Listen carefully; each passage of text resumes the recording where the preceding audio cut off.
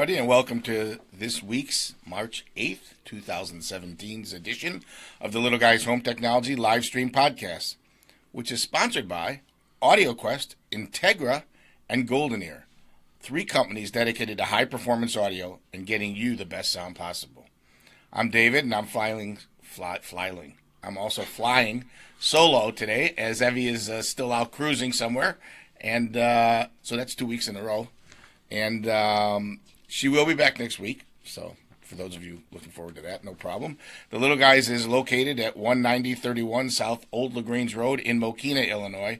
We're easily accessible on the web at thelittleguys.com, and the store is easy to get to, too, so you should come and check out the store. It's a fun place to shop and some really cool stuff, and right off of I-80 at LaGrange Road, so easily accessible, 355, 294, 94, 394, 57, I mean, all feed into 80, and we're kind of in the middle of all of that. So come on and check us out. We're open Monday through Thursday, 10 until 6, Friday and Saturday, 10 until 5, and we're closed on Sundays. We do make house calls all over Chicagoland, Northwest Indiana, and Southwest Michigan.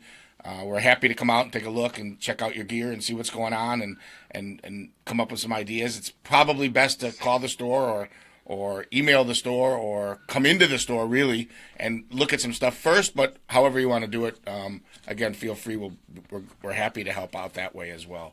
And the phone number is 708-754-8844. We do charge for that service based on where you're at, but super reasonable, and by the way, we credit you back once we actually do an installation for you, so no problem there. If you'd like to sign up for our weekly news or monthly newsletter, it's just go to thelittleguys.com. It's right on the front page, and you can do that there. And please like us, follow us on Facebook. And that's important to us, too. So I decided this week we'd kind of clean up some stuff from some previous podcasts, things we touched on but that didn't get into in real detail. We'll take advantage of Tom Gunderson, who's always here, but typically just, I don't know what you call it, mixing, editing, producing the podcast. We're going to take advantage of him and his technical expertise. One of the things, and I'll do this one first, one of the things that we've mentioned to you before is the surround systems and improving the audio that's on these flat panel TVs sounds so awful. And we've touched on sound bars, but we really didn't get into it a lot. Of course, we think doing a surround system or a 3.1 system or a 2-channel system is really the right way to go, the best way to go. But there are some soundbar options, and we do sell soundbars. We kind of narrow the focus a lot. The number one issue people tell us about is the not being able to understand the words, the dialogue, the lack of clarity, having to turn the TV all the way up just so you can you can kind of understand it a little bit. And typically all that does is make everybody else around you miserable. So there's a little entry-level soundbar from a company called Zvox. Zvox is actually a company that's run and by people who are into speakers, who understand sound, who've been in the industry a long time. And they thought there's no reason we can't make a good-sounding soundbar. Not just an amplified speaker, but clarity, detail, dialogue, articulation, and then throw in a couple of cool features like commercial limiting. A lot of you complain about the commercials being too loud, and you can limit those and kind of bring the sound at a more steady level. That's built into the bar. There's a couple other things on the bigger bars that they make, but this little one's called an AccuVoice.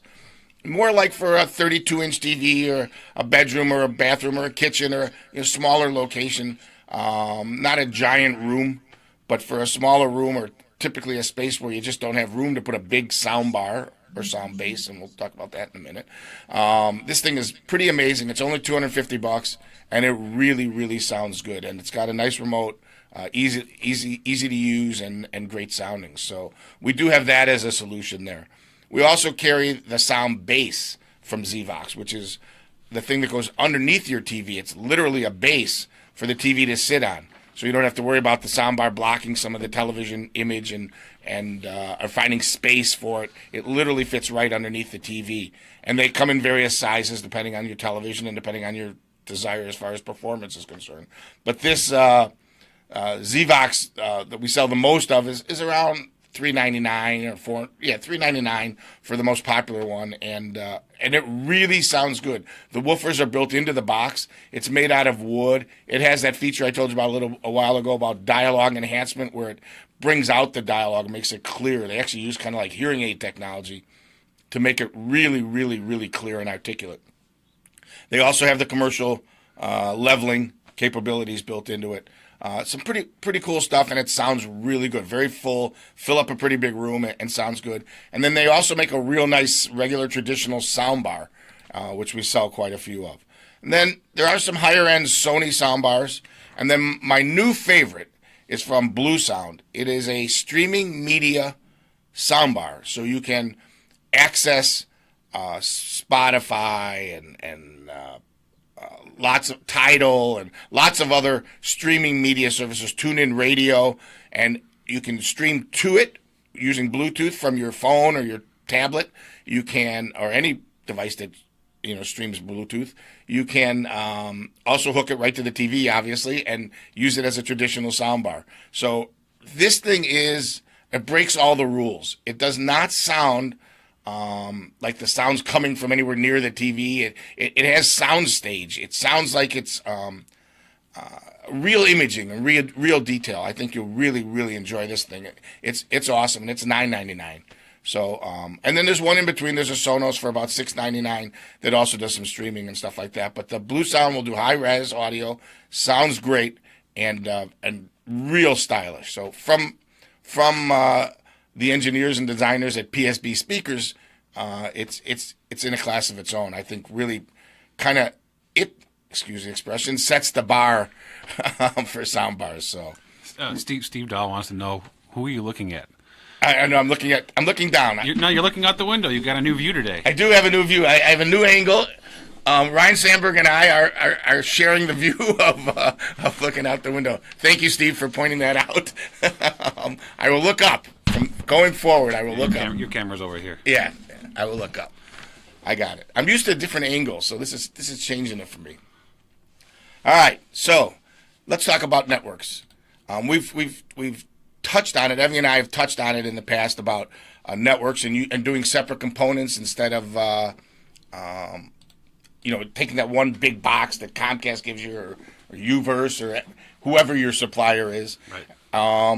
Let's start with routers. Why do you want a router to be an independent box? What difference does it make? Well, I mean, let's think about the concept of that all-in-one box. So that all-in-one box has to do all the functions of bringing the information in and out of your house from Comcast. It has to manage everybody in the house and keep them organized. All the different devices have to get an IP address. They have to have spots to work on the network. Then it also does your wireless access. It's your wireless access point. It's how you get your Wi-Fi. So you take all those important functions, 3 independent things, and then you have it do all of it on one processor in a box made by the lowest bidder. Yeah. It's a bad concept from the get-go. So separating out those devices will make everything run smoother. It's kind of like back to the days of the combo TV and DVD player. Yeah. The DVD player is in the TV. That's really great and convenient, except when the DVD player broke, now you had a TV with a broken DVD and you really didn't have a very good TV, and you didn't have a very good DVD player, right? Right. It was a compromise for the sake of convenience. So, listen, we understand why the providers do it. They have to provide a lot of these to a lot of homes. Yep. And that's a lot of money to outlay. Now they do make their money back on the rental charges you pay every month for that. Yeah. But, forever. But you don't get a choice of performance. You're putting all these functions into one box. It's just a bad play. If you had a one-room apartment with one computer or one Wi-Fi device, you're probably good. Yep. Beyond that, which everybody is beyond that these days, it's not enough. It's just not enough. So let's talk about what the router itself actually, beyond like the next level of what routers need to do. Like in typically 5-6 years ago, it didn't happen very often, but in today's world, it seems like there's sometimes more than one network. Right. Right. Right. Well, and we actually have a question coming here is asking about a particular Netgear one, but asking about the concept of having 2 of those routers that expand your Wi-Fi coverage. So I'm going to take a left turn. Let's go to Wi-Fi first. Most people experience the fact that And the commercials tell us this box will give you lightning fast internet in every room of your house, no matter how many people are on it. That's just not true. And I think everybody's experienced that to some point. So one of the ways that people try to improve that is to add a second wireless router in the house. Okay. So now I have one at this end of the house and I have one at that end of the house. I'm closer to either one, I get better signal, except that they don't work together. And your device will hold on to that first signal as long as it could be just a fraction of the signal. It's still going to hang on to there. It's never going to switch to the closer one. And it doesn't work right, or while it's switching, it just drops packets. You're watching Netflix, it stops going, or whatever's going on. You're watching us in your live stream, and all of a sudden you move to the other room of the house, and you had to wait for 30 seconds while it reconnected, right? So that's one bad way of trying to expand the network. The other bad way is the wireless repeater. And we see lots of those out. We do walkthroughs on a very regular basis, and I would say 7 out of every 10 houses have had at least 1 or 2 or 3 or more of these wireless repeaters trying to expand their coverage, and it didn't work. And you may think when you're doing it, well, for $50 or $100, I can put one of these in and save a lot of money. But then you start seeing 3, 4, 5 of these laying around the house that don't work at all. Well, now you've just spent a lot of money on something that didn't work, where you could have invested not much more right around that for a wireless access system with 2 access points that would work together and hand you off from room to room of the house. That's the reason why we want to separate it. We can put in a Wi-Fi system that's smart, that works together, and we can spread the signal around your house. Every house is different. The walls are built different. What kind of paint was on the wall can have different metallic principles to it. Is it plaster and lath? Is it concrete walls? All of this will play into how well your Wi-Fi is going to get around the house. You normally need more than one access point, because the further you get away from your Wi-Fi device, the slower it's going to get. It's just the way it works. The weaker the signal, the slower it is. There's no way around that. So the way we fix that is to put more devices around the house. And they're smart devices. They do switch off when they do switch off. So the system that we put in, it looks at what your signal level is, and it says, okay, you're at this signal level, but you're stronger on this one. You're going to get handed off. Your device never knows it switched. Got it. It's just like one big Wi-Fi. But you'll appreciate the fact that while you walk around the house, you've always got maximized signal. Makes such a big difference. I mean, I did it at my house too. In fact, originally at my house, we put in 3 wireless access points, and we took one out because it was almost overkill. Yeah, sometimes you can overlap your coverage too much, and that's not. There's a balance there. Right. So from that standpoint, we have to be smart about it. We've done the average home that we're doing today is anywhere from 2 to 3 access points. Yep. Our bigger homes that we've done, we've had 5 and 6 access points. The upside of, let's step back to what the little guys do from a network standpoint. We are fully aware of every network product that's out there, from the guys that start with an L and the guys that start with an N and everybody else. All the consumer level, some are all-in-one type boxes where it's a Wi-Fi router all-in-one. Yep. We know the price points they're at. We know that there's $100 and $200 and $300. And in our opinion, if you spend $300 on one of these combo boxes, that was a waste of money. That being said, we know that there's people that they're happy with what they get out of that. We don't dive into that because we know it doesn't meet the needs of a little guy's customer. If you're rebouting. See, it's contagious. It's contagious. Thanks. I didn't say yet. Yeah. If you're rebooting that router once a month or once every couple of weeks because it just locks up, that's not good enough. It shouldn't have. If anything, maybe once or twice a year you might have to. Yeah. Any device can need to be rebooted, but it shouldn't be that often. So what we do at the little guys is we use products that are basically enterprise grade.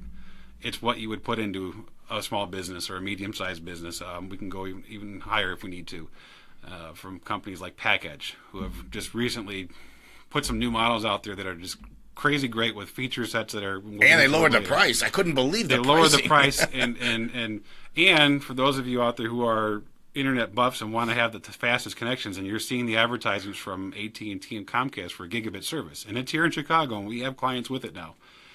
Those off-the-shelf all-in-one boxes are never going to pass that speed to you. You'll never get it. Even the entry-level enterprise stuff won't get it to you. You need to go to a certain level of router to get there. So it is out there now, and you need to be aware of it so you get the right products for your. So you want to so kind of sum it up. You want to separate the router from the switch from the wireless access point. Absolutely. Same basis. The switch is the same principle, right? I mean, it's the same concept. Yeah. You definitely want to separate it out. It's always good to offload. Most routers are only going to have 3 or 4 ports on them anyway, so you can't connect all your devices straight to the router. It's nice to offload a lot of that internal switching off of the router to not tie up the processing going on there. Obviously, the wireless access points, you want to separate that off purely from the standpoint of we can put in a system that's going to cover your house. Right, we can locate it properly, right? You can locate it properly, and then you can pick from a decent router. Now, we're not talking about you have to do tens of thousands of dollars in network products. No, this isn't like that. It's not that expensive. The difference between a bad one and a good one is $400 or $500, $800. I mean, depending on where you go or whatever. Right. So, and again, to each his own. We know what the products are. We read get the it. forums. We know there's a model that's been around for 15 years that everybody develops their own firmware for, and every time they develop their own firmware, that's now the best router ever again. Right. We get it. We're into it. John and I, we talk about it. I will tell you, basis. I've seen dozens of routers on their test benches and on their things trying to fight, and wireless access points. I cannot tell you how many are in the junk pile that we've gone through that we just won't put in somebody's house. That we thought, hey, this one looks really good. Let's check this out or whatever. We've narrowed the focus. We figured out what the right combination of components is that work together really well, and frankly, that's what we install because it's reliable. Right. And a couple other upsides. One, remote capabilities. Yeah, so that's something that has been coming along. As far as our wireless access point systems, we've actually had the ability for a while now when we install one of our systems, we can actually see that they're online, they're performing like they're supposed to. If there's an issue, you can say, something's not right. We can log in and say, yeah, yours isn't online for some reason. We can't see what you're doing. We cannot see what you're doing. We can't see any of your stuff. We don't know where you're going, what you're looking at. That's between you and your computer and everything else. But what we can see is a device being a big user. It was a great example. We had a client that we had did an upgrade for, and they had a pretty rough system to begin with. And we have this happen quite often. So we come in and we turn the gravel road into a superhighway, and then everybody wants to drive, right? So we got a call from the client a few days later saying this is worse than ever. It's never been this bad. It's slow, especially between 7 and 8. I just can't get on there. We're thinking to ourselves, well, maybe there's an issue with the provider in the area where they're getting overloaded, because that can happen. A neighborhood could have a bad connection in general. Sure. Well, we were actually able to look at the system and see there was one particular device that came on between 7 and 9 every night that was downloading not like hundreds of megabytes, like gigabytes, like 7, 8, 9, 10 gigabytes. And that's, just basically you're trying to fill a swimming pool with a garden hose at that point, right? And it was just bogging down the whole system. Well, what happened was they had a relative who would stop by every day at that time, and they realized how much better the Wi-Fi was there, and they were doing all their downloading and everything else while they were over at the house. Now, we do have the ability at your request. We can block that device off of your Wi-Fi to verify, and sure enough, it all worked, and it was great. So those are the tools we've had for a while.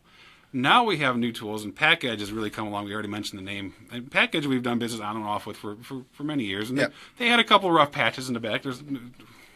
We're not shy to tell you that, but they've come out with a great. The R series of product from them has been great, and they have what they call Backpack, BAKPAK is how they spell it.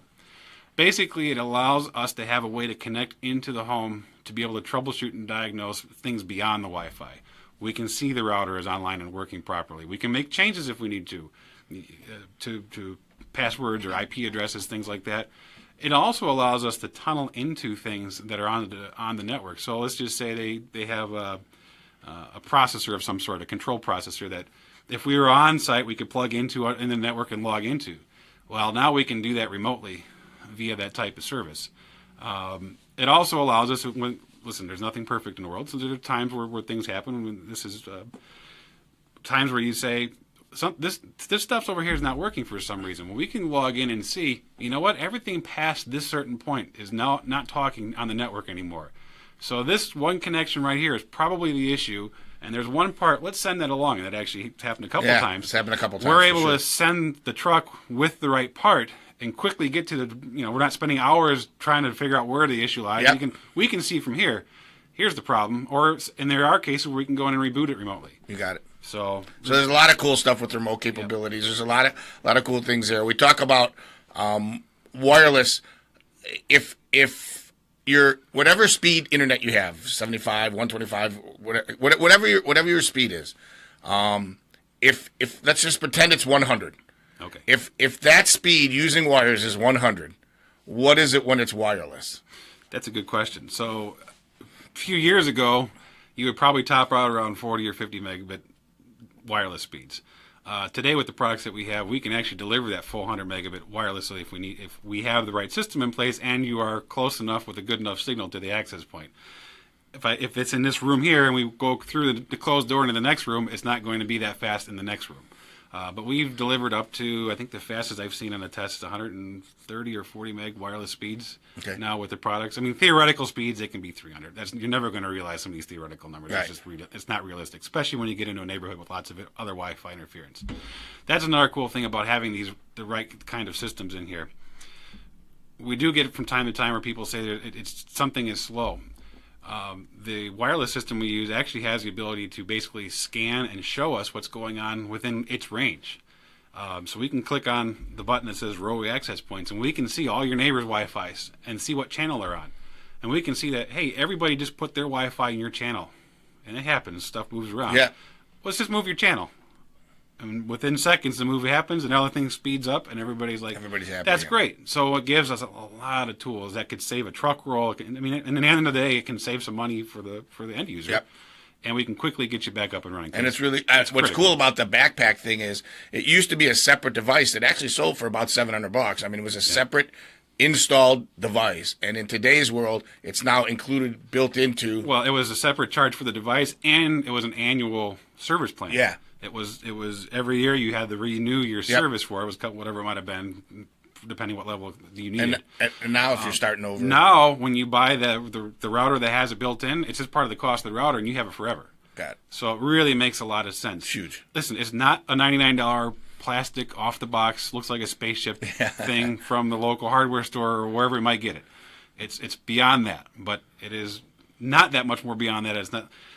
It's totally affordable in today's world, that's for sure. Yeah. I mean, the thing that drives me crazy a little bit about networks is, first of all, everybody's got an expert in their life. Everybody's got a neighbor or a kid or a kid's their kid's neighbor or their kid's friend or whatever. So they always got somebody who's an expert on networks in their life, and they go in and they mess with the system, and then somebody else goes in and messes with the system, and then somebody else adds on these other two things or whatever. That's what we find most often, right? And we can go in and we can clean that. By the way, Apple Express and Extreme. Their Airport Extreme and also Time Capsule, which is go. their backup device, all of those act as routers. Right. And we come into many houses where people don't know any better, and they just plug them all in, and now they end up having 2 or 3 routers, 2 or 3 Wi-Fis. They don't know where to connect to. Everything is slowed down, and we see that that's the case. I mean, when you look at a Time Capsule and an Airport Extreme, you can't look at them and know which one's which, really. They're white boxes, and people, yes, you should have a backup. It makes a lot of sense. And if you're in the Apple world especially, it makes it really super simple. But out of the box, Apple assumes that you're going to use it for everything, and it's configured to do that. You just got to be aware that those things cause issues. And we get into homes with 2 and 3 routers on the system. There are nothing but problems, nothing but issues. So, and it's so important to listen, on a weekly basis, you talk about television, you talk about AV gear and the control system. Every single thing we talk about on this program at this point, it's on the network. Yeah, so the most important thing is the network. That should be the first thing you go and look at, and it's infrastructure in your house. Right, the telephone, which used to be infrastructure in your house, that's gone. A lot of houses are not even wiring for that anymore because people are shutting off home phones at a record pace. They're using their cell phones, right, or they go to an IP type service. The network is a very important. Everybody uses it every day. So to invest $1,000 or $500 or $1,500 or whatever it might be for your house into that infrastructure you're going to use for a long time, you're going to. In the scheme of things, it's nothing. Yeah, it's a 65-inch flat screen TV, right? That's what it is. It's super important. All right, so that's it on networks. It's become such an everyday part of our lives. I mean, something that we rely on so much now. I mean, we get frustrated when it takes 3 seconds or 5 seconds to download something when we're not at home, right? We get frustrated with that. We're mad at somebody's network because we're used to it being faster, and the the goal is to help eliminate that stuff. Just make it as smooth and quick as possible. All right, let's talk about something else that's near and dear to my heart, and that is 2 subwoofers instead of 1. People have also often heard us mention that we think 2 subwoofers is a great idea and that you should have 2 subs in the house, in the room. And by the way, we've done rooms with 3 and 4 subs, sure. but 2 for sure. And there's good reasons for it, right? There's sound, acoustic reasons to. Yeah, so multiple subwoofers isn't just about output level, because in today's day and age, you can buy a single subwoofer that can provide more than enough output level for what you need to have that you're ever going to want to have by itself. What it's more about is once you put speakers, whether it's a subwoofer or regular speakers, into a room, 4 walls, a ceiling, and a floor, there's acoustic anomalies that happen. It's technically called a room mode. Basically what happens is, and I think everybody can relate to it and have had the experience, you're sitting in this chair and the bass is just like pounding your head, and you can't, it's driving you up the wall. It's too loud. You move one chair over and now there's like no bass at all. It's like, well, what happened? Somebody turn off the subwoofer? Those are room modes, and it's just the way the walls and the floor and the ceiling interact with the sound being created, the energy in the room. There's cancellations, and there's cancellations, and there's also additions where it gets, peaks and valleys. Amplified. So years ago, the studies have been done, and JBL did it years ago, and they said that the optimum amount of subwoofers in a room was 4. Right. From the and this was not just them trying to sell a subwoofer. It was actual studies. They did 1, they did 2, they did 3, they did 4, they did probably more than that, and they placed them in different spots, and they came up with a recommendation. What happens is that when you put multiple subwoofers in the room, they will generally not cancel or add in the same places, so it fills in the gaps, so you can have a way more evenly distributed bass in the room. So 2 subwoofers is definitely a way to fix that. We, as little guys, kind of, instead of seeing you get 1 really, really super high-end giant subwoofer, we would have rather see you get 2 maybe middle of the road woofers and have them in it just to fix the problems in the room. Now, if you can do 2 of the high-end ones, great. Now we can have more tools that we can do things with. And now even the subwoofer companies like JL Audio and the woofers talk to each other. I mean, they work in. Yeah. I think SVS has a version of that as well, but they work together to so that they know you're going to have 2 woofers in the room and make it so that they can work right with the single settings. The and the SVS has given us some great tools. Obviously, we talked about them. We had them on a few weeks ago. The 16-inch from them was just. It's unbelievable. It's unbelievable. I mean, what it does now. Did an awesome job in our front. It still does. It's still there in the front of our display room. Could we benefit from having a second one? Absolutely. Not from the standpoint of we need more output level, because it shakes. If you went back and watched the videos from that night, you can see the camera shaking, right, just from how much energy in the room. But there were a few places you could stand where maybe it wasn't as good because of just the cancellations in the room. It's physics. We can't change that. Once we're not listening to it outside, and even outside we have one surface. It's called the ground. We're not floating in free air where it would be a perfect environment.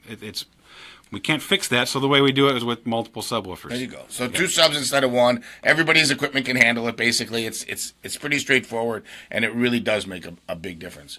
All right, so let's do one of your favorites. Let's talk about acoustical treatments. By the way, Ryan Sandberg behind us is an acoustical panel.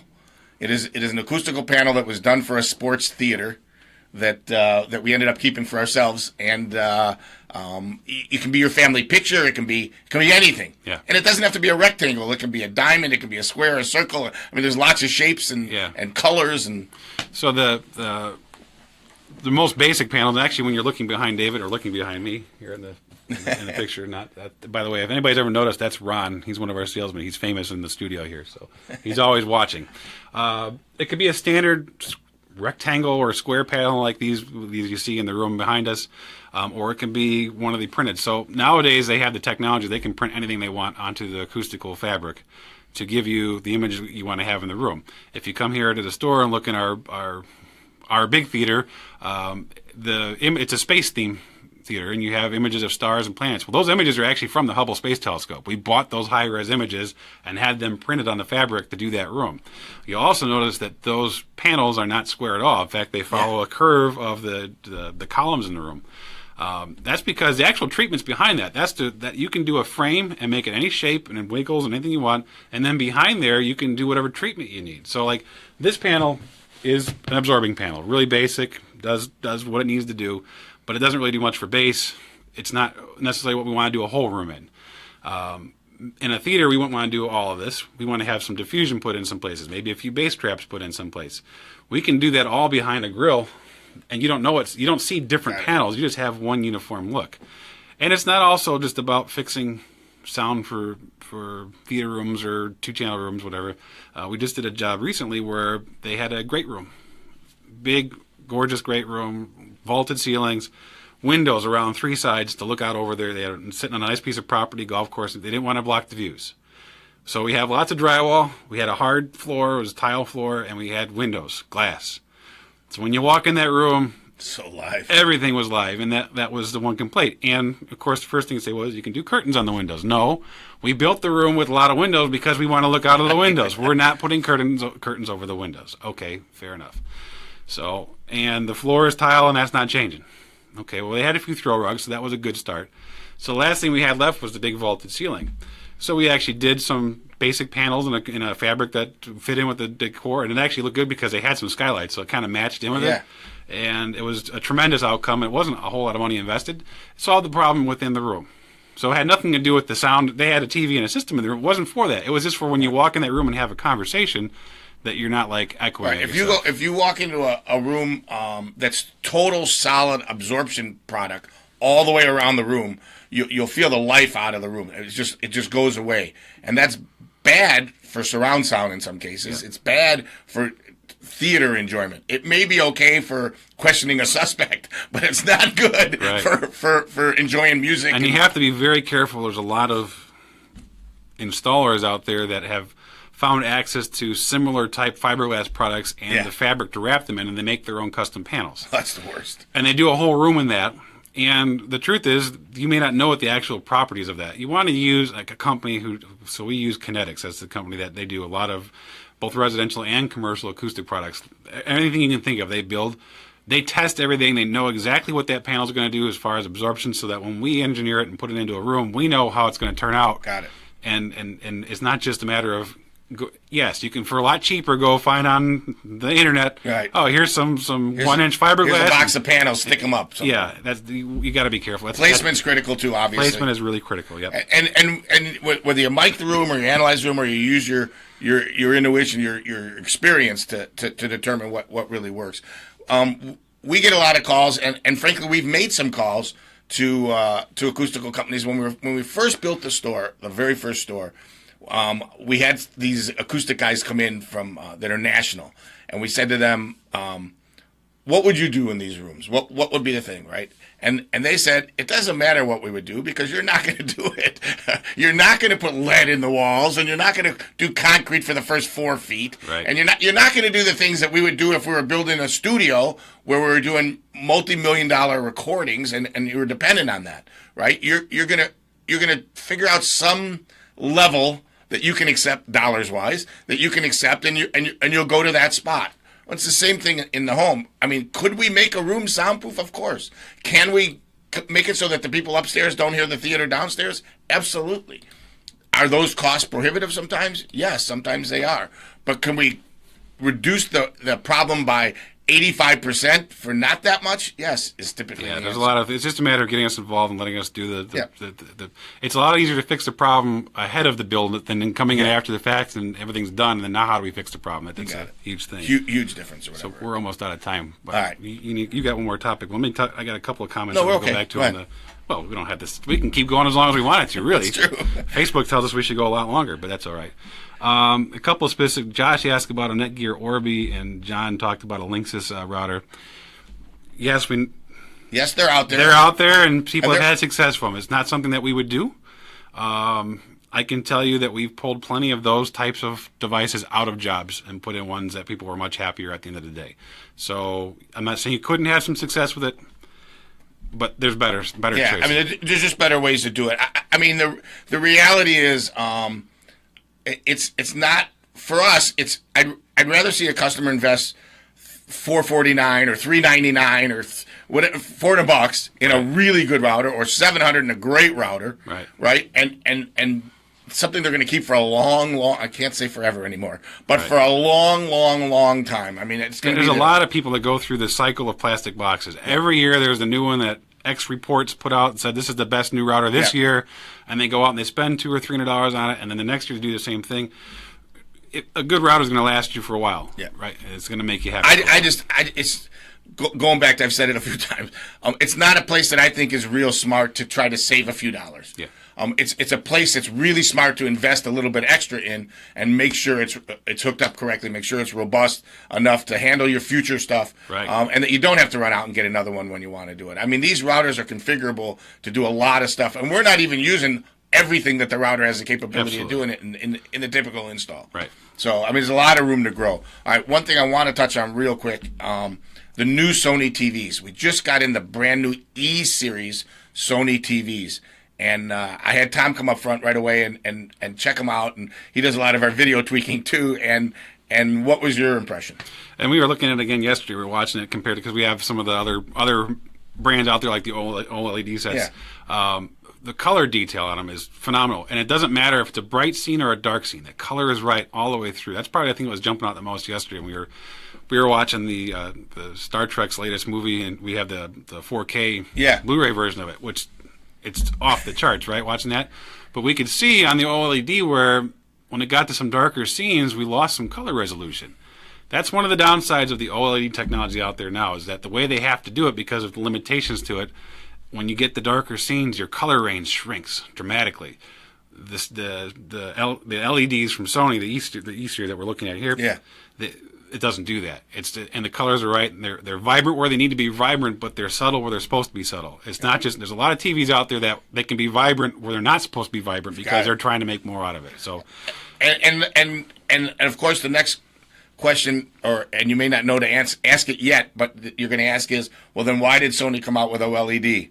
And I will tell you that the Sony OLED sets have some of those same limitations, and they will tell you that, and they will recognize that. But the people have been asking for the black level and some of the other things that OLED does provide, or that sharpness. Yep. I think the Sony regular LED is very natural looking. Yeah. And very, very, very realistic. And I think the LG OLED looks great, and people love the way the sharpness and the detail and that kind of thing. And this isn't like choosing between a good one and a bad one. These are two real good great ones. sets. Yeah. The Sony OLED coming out eventually will and actually relatively soon will have the Sony video processing and the advantages. Yeah, of most OLED. people don't. We get it because we have the training from Sony, but the general public doesn't realize the processing chip that Sony has put in their TVs.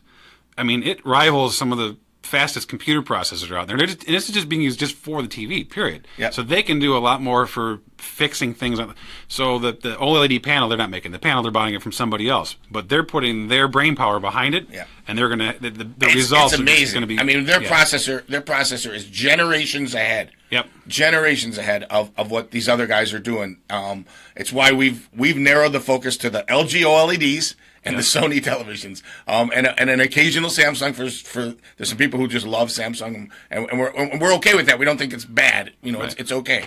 But the focus here is on the Sony televisions and the LG OLEDs, and we really think you can make a great choice from just those. Again, the new E-Series are on display for you to check out, and you'll be blown away. The thing that amazed me was we didn't even have to mess with it. We didn't go in and tweak it, and it was gorgeous. Yep. Right. We let it sit for a few days, and then it's like, okay, we can just do a couple little touch-ups here. But out of the box, it was awesome. And they didn't send it out of the box in vivid flame mode. Yeah, flame mode, what we call it. So it was very enjoyable right out of the box. Right. Flame mode is what you're going to see on most of the TVs when you go into a. Well, you won't see it at H.H. Gregg for much longer, but you'll see it at a Best Buy or those kind of big box stores or whatever. They crank all the brightness up and they crank all the thing up. You'll watch for about 10 minutes, your eyes start to water, but you're going to see a TV the way it should look in the store, on Comcast, on over-the-air antenna, on a Blu-ray if you want, on Dish Network if that's what you want. We'll show it to you a couple different ways, and you can experience it that way. All right, so we are out of time. All right. All right? We are, so... It says TLG contact information. TLG contact information. TheLittleGuys.com. You can email us at info@thelittleguys, anytime. Obviously, call the store, 708-754-8844. Little Guy Stores at 191st and LaGrange Road, where Mokina meets I-80, easily accessible. And I got to fix this camera thing because I'm looking down because I'm looking at the mic. We got the map up right now anyways. All right, good. Now we're back on it. All right, good. Now I'm looking at There you are. the camera. And thanks, Steve, for reminding me. And apparently Steve is still outside the window, so Right. All right, that's it. We are the Little Guys. Thanks for tuning in. Thanks for listening. Tom, thanks for hanging out. not a problem. All right, we are out of here. Bye-bye.